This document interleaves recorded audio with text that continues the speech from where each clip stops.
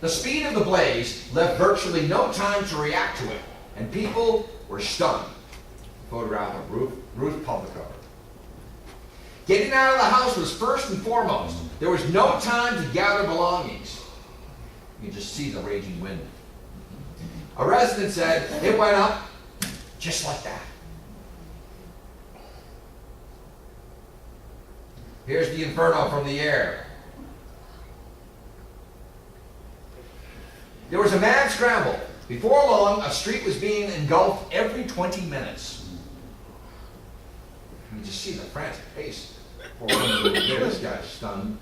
This poor woman's trying to move everything out of her house. I mean, can you imagine facing that, seeing that monster? A firestorm, the likes that had never been seen in these parts, took off like an unleashed dog.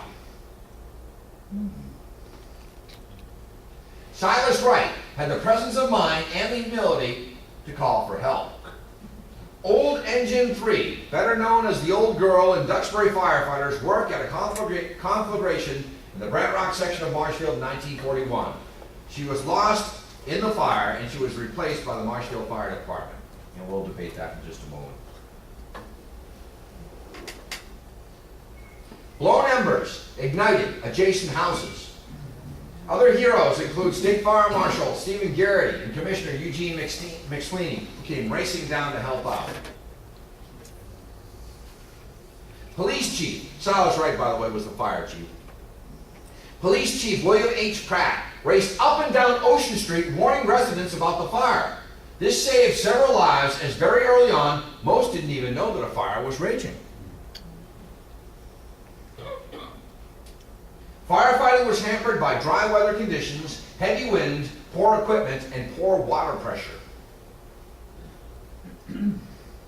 Backfires set by firefighters backfired. The backdraft fueled the conflagration. Molten lead dripped from the wires in a lethal spray. Watching everything you own go up in flames. Can you imagine that? And nothing you can do about it. Everything, I mean everything burned. Neighbors help neighbors. John Shaw helps Mr. and Mrs. Samuel Chapin of Ocean Bluffs. And they stood and fought along Ocean Street. Firemen trying to make a stand here on the beach side of Ocean Street.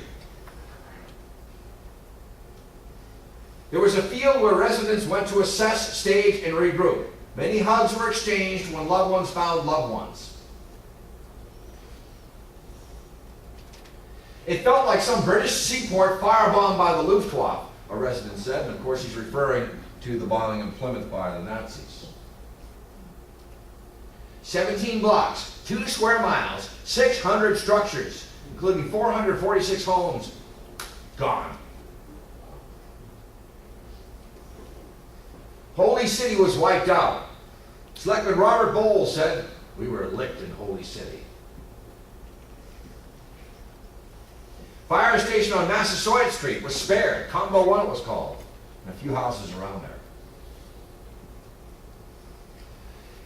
At the height of the big Marshfield fire, John Troy, shown crouching second from the left, and a member of the Rockland School Committee is shown directing a hose line on the cottage of Miss Agnes Kelleher, chairman of the town school committee. So you have the Rockland School Committee helping out the Marshfield School Committee. The winds urged the blaze on, burning furiously with only the whim of the wild wind to dictate its fury. The flames in this Brant Rock cottage offer a typical example of the manner in which the fire spread from home to home in the area yesterday afternoon. The water pressure was terrible, despite the fact that the water tower held over 339,000 gallons. Marshfield police officer John Gawley saw smoke returning from Plymouth on a shopping trip with his wife. When he realized that it was his neighborhood, he parked the car and they raced inside, only having enough time to grab a change of clothes for themselves. They had to drive through the back fence to escape. Mr. and Mrs. Charles Bennett. These people lost 9 houses, and the photograph, a famous one from the Great Brant Rock Fire, tells it all. Mr. and Mrs. John Pratt, the newlyweds, had moved to Marshfield from Waltham only 3 days before the fire and lost everything. Fire hoses melted and caught fire, compounding and inhibiting the firefighters when they tried to knock down the fire. Over 70 year-round families had to be evacuated. Helpless residents could only watch and pray. The folklore tells of the only injury recorded aside from singed eyebrows was an ash in the eye, but 13 Plymouth firefighters were treated on the scene for smoke inhalation. The sound was like the low growl of a hungry lion, somebody said. 30 cottages were demolished in the first 30 minutes, and then 300 in the next hour. It was the worst fire in New England since the Great Salem Fire of 1914, which took 2,000 structures that year. Taking coffee and donuts at Wright and Sterrett's. Moments later, the store was ablaze. Structures were burned and buckled in minutes. The coastline was ablaze. The newly formed National Guard was called out, and they were very busy in their initial deployment. A Coast Guard flying boat circled overhead taking photos. I always ask anybody who was there that day, does anybody remember seeing a flying boat fly overhead? No? Okay. Losses of entire streets happened in 20-minute intervals. The brilliance, she saved her husband's ashes. Her fire insurance expired 2 days earlier. Two thoughtful, unknown schoolgirls from Newton helped evacuate Mrs. Publicover and her valuable possessions. Are those two schoolgirls here tonight? Always want to ask. Smoke was seen from Nantucket, Martha's Vineyard, and Provincetown. Some images of desperation and devastation. The Great Brant Rock Fire. People running for their lives and didn't even know what to do. They had no time to react. The fire was on top of them.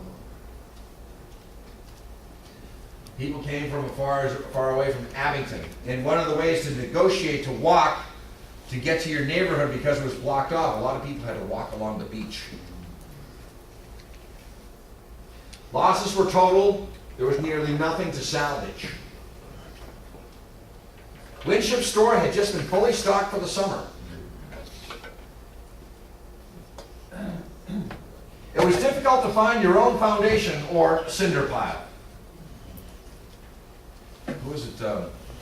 Biff? Henderson, yes. Biff Henderson told me he got 50 cents to knock down chimneys after the fire.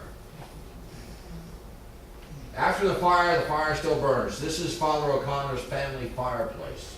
Commonly mistaken as the casino, but it is not. Residents said Hitler couldn't have done worse. Could have been a village decimated by the Germans in World War II. Look at that, right through the water tower. War in all its fury could spread no greater devastation over a resort like the leaping flames which leveled 500 cottages yesterday afternoon in the Fields and Brant Rock section. The lead in the stained glass windows turned molten and the windows exploded outward. St. Anne's by the Sea. And Mass was held in the Fieldston Ballroom for 1941 and parts of 1942. Automobile tires melted onto the road. Duxbury Engine 1. This is Duxbury Engine 1, not Old Girl. A Model A Ford was burned out. Again, this isn't a photo of Duxbury Engine 3 known as Old Girl. Old Girl has been restored by a Westport collector, but he painted Marshfield on it. And Marshfield paid for the replacement. So Chief Robinson last year said, we want that back. Joking. Within an hour after the fire began, New England Telephone and Telegraph, with the help from Chief Pratt, had hung an emergency wire from the old schoolhouse converted police station.